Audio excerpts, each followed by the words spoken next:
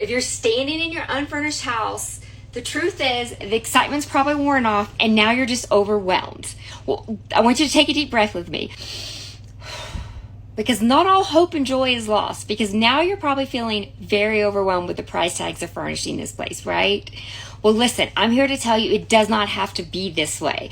I have created a system and a process in order for you to furnish your home with not just like dupes or Facebook Marketplace items. While that's great and we'll absolutely incorporate them, but really furnish it to make your dream home be your true sanctuary. First, we're going to come up with a plan.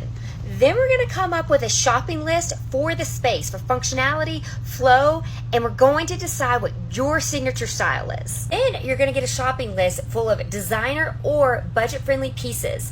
You can purchase these pieces whenever you want because I offer all of my members and my clients the trade wholesale price. So you're going to get the lowest price year-round. You don't need to buy all the furniture at once, and you don't need to buy in order to save. Room by room, you will furnish your home without strain from your signature style, without making costly mistakes because you're gonna stick to the list. So within no time, now the overwhelming task of furnishing your home becomes joyful and a journey and something you're excited about. So comment with any questions below.